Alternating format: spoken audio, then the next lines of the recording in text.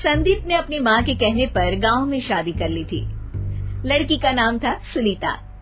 माँ का कहना था एकदम मॉडर्न बहू नहीं होनी चाहिए, लेकिन उन्हें नहीं पता था कि गांव से आने वाली बहू सुंदर सुशील तो होगी और उसको गांव से बाहर भी निकाल लाएंगे, लेकिन उसके अंदर का गांव कैसे बाहर निकलेगा।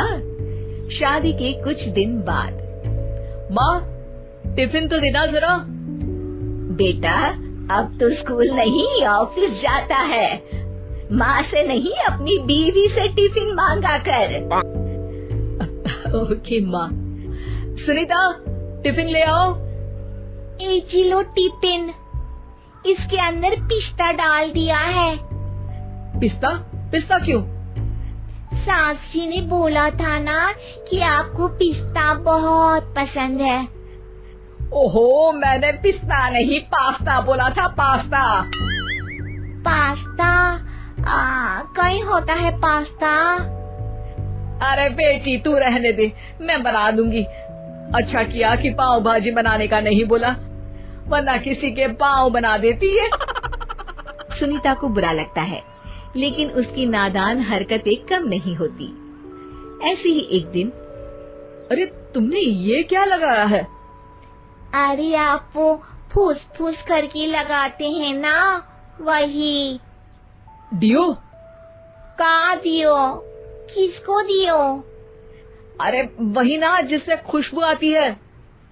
हाँ हाँ सही पकड़े हैं। अच्छा लेकर तो आना। कौन सा डियो लगाया तुमने?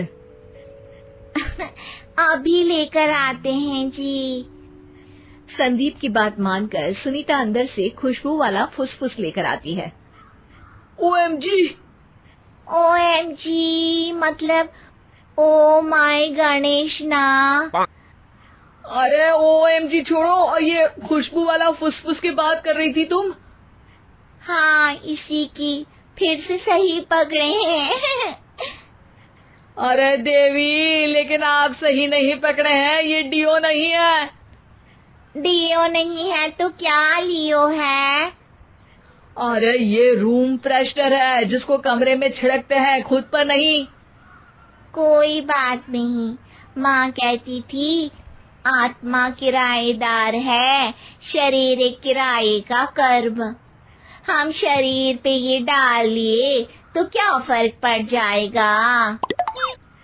अरे बहू, ओ बहू, मेरे लिए फल तो ले आ, फिर मैं बाजार जाऊंगी। सुनीता अपनी सास के लिए फल लेकर आती है। अरे बेटा, पपीता, तरबूज और सेब फल ऐसे कैसे खा लूं? काट कर तो ले आ। माँ जी, मेरे गांव में तो खेत से उठा के सीधा खा लेते हैं। अरे ये तेरा गांव नहीं है ना। अरे संदीप, तू ही कुछ समझा देना इसको बेटा। मैं कैसे समझाऊं माँ, ये तो माइक्रोवेव को भी भट्टी बोलती है। कल मैंने बोला हाय कैसी हो, तो बोलती है किसी को हाय नहीं लगानी चाहिए। अरे सुनीता, तेरा क्या होगा? अभी तो कैसे बताऊं माँ जी, अभी हम कुछ करेंगे फिर पता चलेगा क्या होगा, लड़का या लड़की। हे भगवान, कहाँ से आ गई ये?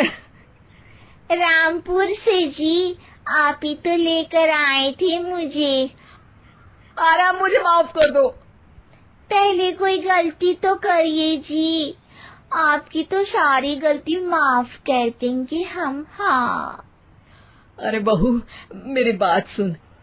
फल यानी कि फ्रूट जब भी लाए ना तो काट कर लाना, ठीक है? जी ठीक है माँ जी, फल यानी फ्रूट यानी काट के लाऊंगी। सुनीता रोज ही कोई ऐसी हरकत कर देती जिसकी वजह से उसे घर में दो बातें सुननी पड़ती।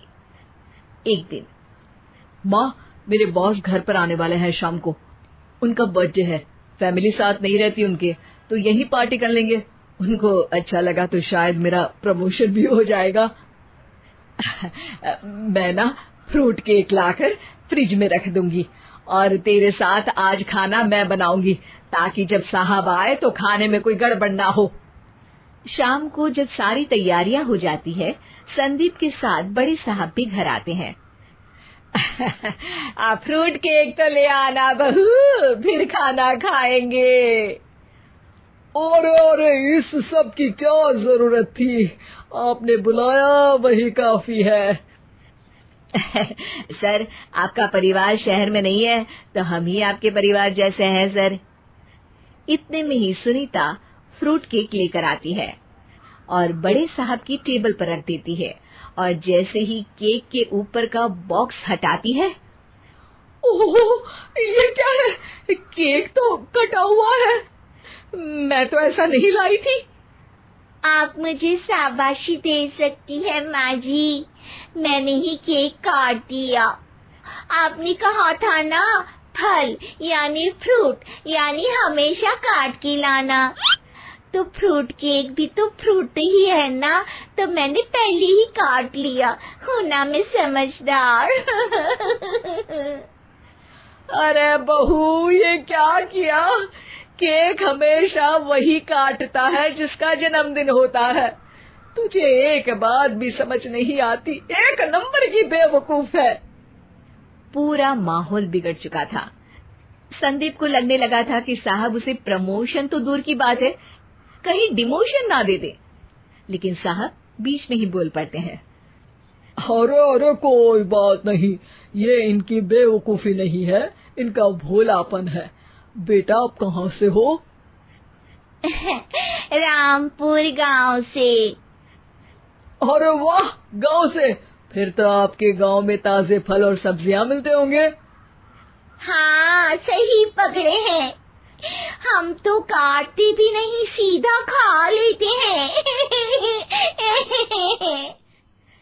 मैं ना एक बार तुम्हारे गांव घूमने जरूर चलूंगा। क्यों संदीप, ले चलोगे ना? मुझे गांव घूमना बहुत पसंद है। बस फिर क्या था, संदीप और सास दोनों खुश हो गए, क्योंकि साहब को सुनीता ने गांव की बात करके खुश कर दिया था। अब संदीप का प्रमोशन पक्का था। शिक्षा, कभी भी किसी भी गलती पर घबराना नहीं चाहिए। हो सकता है कि उस गलती की वजह से आगे बड़ा फायदा हो जाए।